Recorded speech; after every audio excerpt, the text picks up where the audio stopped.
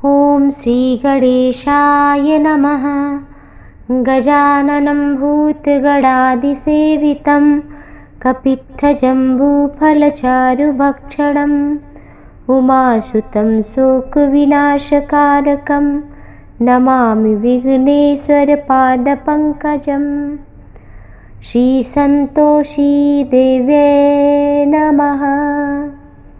आप सभी पर माँ भगवती जगत जननी पराम्बा माता संतोषी सदैव कृपा करें। आप सभी का जीवन मंगल हो, इसी शुभकामना के साथ आज के इस वीडियो में एक बार फिर से चलिए जानते हैं शुक्रवार का दिन माँ संतोषी को होता है समर्पित। इस दिन भक्त जो भी संतोषी माता की पूजा करते हैं, आराधना करते हैं, कथा सुनते हैं, कीर्तन उनके नाम का करते हैं, वो निश्चित ही धन्य है, उनका मानव जीवन सफल है। और ऐसे भक्तों पर महालक्ष्मी भी करती हैं कृपा। ऐसे ही भक्तों पर माता संतोषी अमृत की वर्षा, कृपा रूपी वर्षा करती हैं। चलिए जानते हैं कि व्रत, जैसे कि आप सभी जानते हैं, संतोषी माता का 16 शुक्रवार व्रत अपनी कामना पूर्ति के लिए करना चाहिए, एक संकल्प करना चाहिए और 16 शुक्रवार तक माँ का व्रत करना चाहिए। व्रत में आप सभी जानते हैं खट्टी चीज़ें नहीं खानी चाहिए। खटाई, इमली और खट्टे फल, संतरा, मौसमी इत्यादि जो खट्टे फल हैं, ये तो सभी जानते हैं, लेकिन जब उद्यापन करना हो तो फिर इन दो कार्यों को ज़रूर करना चाहिए।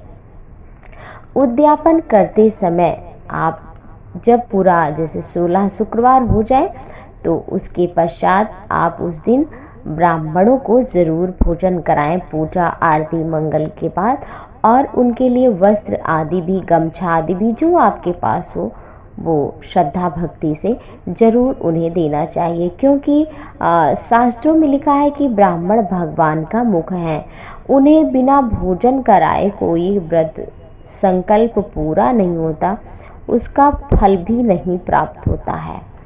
तो इसके लिए बहुत ही आवश्यक है, क्योंकि हम अपने ईश्वर, अपनी परमात्मा को प्रसन्न करना है, हमको अपनी माता को प्रसन्न करना है। जब तक ब्राह्मण भोज नहीं होता है, वो जैसा कि संतोषी माता की कथा में भी आप सभी ने सुना है कि बहू ने भी 8, जब उनकी जेठानी ने इमली आदि अपने बच्चों से कह दिया था जाकर मांगना, उन्होंने मांगा था तो उनका व्रत खंडित हो गया था। तो उसके बाद जो है आप गांव के, पड़ोस के ब्राह्मण के पुत्रों को बुलाकर भोजन कराया था, तभी माँ प्रसन्न होंगी, क्योंकि वो भगवान का मुख है। और यज्ञ भगवान, देखिए हवन भी छोटा सा ब्राह्मण को, किसी विद्वान पंडित इत्यादि को बुलाकर अपने घर में 16वें शुक्रवार को कराना चाहिए। और जो जल का जो आपने कलश में जल भर कर रखा है उसे पूरे घर में छिड़काव करना चाहिए। ध्यान रहे कि कलश में थोड़ा सा गंगा जल जरूर डालें, इससे आपके घर की नकारात्मकता दूर होगी, वास्तु दोष समाप्त होगा। और ये भी ध्यान रखें कि बिना दान के, बिना दक्षिणा के, देखिए पहले तो हवन कराइए, जब व्रत पूरा हो, 16 शुक्रवार पूरा हो जाए तो ब्राह्मण हवन कराइए, फिर ब्राह्मण को भोजन कराइए। भोजन कराने के बाद उनके चरण स्पर्श करिए, उनका सत्कार मीठी वाणी से, भोजन खीर आदि से, लेकिन ध्यान रहे खीर में किशमिश ना डालें, नारियल डाल सकते हैं, मखाना डाल सकते हैं। चावल की खीर बढ़िया बनाइए, उसमें मखाना आदि, मेवा, इलायची आदि डालकर, किशमिश इस तरह की चीज़ें न डालिए जो खट्टी हों। और फिर उसके बाद उन्हें दक्षिणा ज़रूर देना चाहिए।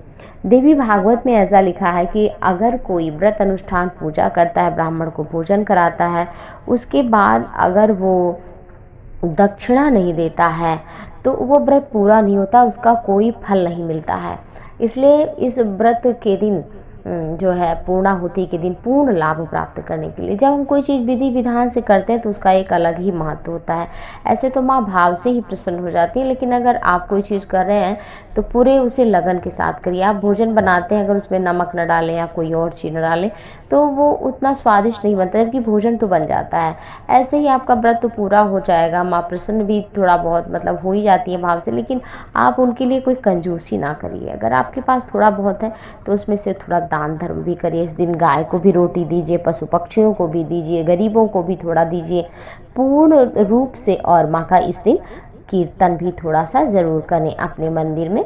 जय संतोषी माँ, जय जय संतोषी माँ। कोई नहीं है तो आप खुद ही कर लीजिए 2 मिनट बैठकर, इससे माँ प्रसन्न होंगी और इस तरह से व्रत पूर्ण होता है और माँ आप पर कृपा बरसाएंगी। तो ये छोटी सी जानकारी हमने सोचा आप सभी तक पहुँचाएं, और जो भी हमें जानकारी शास्त्रों के अनुसार मिलती है, हम पढ़ते हैं, अध्ययन करते हैं, तो आप सभी तक पहुँचाते हैं। और आशा उम्मीद यही रहती है कि आप सभी को जानकारी अच्छी लगती होगी। तो इस तरह की चीज़ें आप शेयर भी कर सकते हैं, इससे आपको उसका 2 गुना फल मिलेगा। क्योंकि आपने वो बात दूसरों तक पहुँचाई है। इसमें हमारा कोई लोभ लालच नहीं है, हमारा तो अपने आप जो भी होना है वो होगा, माँ करेंगी।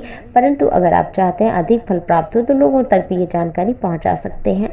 तो ये अगर जानकारी अच्छी लगी हो तो जय संतोषी माँ कमेंट में ज़रूर लिखें। और नई जानकारी अगर कोई आप चाहते हैं संतोषी माता की व्रत उद्यापन अनुष्ठान इत्यादि के रूपों में, तो ज़रूर हमसे पूछिए, हम आप सभी तक वो जानकारी पहुंचाएंगे। और ध्यान रहे कि जो 16 शुक्रवार है वो शुक्ल पक्ष से ही उसको प्रारंभ करिए और शुक्ल पक्ष में ही उसका विश्राम करिए। अगर 16 शुक्रवार हो गया है तो आप थोड़े दिन 1 हफ्ते रुक भी सकते हैं। अगर शुक्ल पक्ष नहीं आया है तो इस तरह से आप थोड़ा सा कर सकते हैं। अगर नहीं हो तो आप कृष्ण पक्ष में कर लीजिए, लेकिन शुक्ल पक्ष में अधिक फलदायी होता है कोई भी चीज़। तो वीडियो अच्छा लगा हो तो लाइक करिए। नमस्कार, जय संतोषी माँ।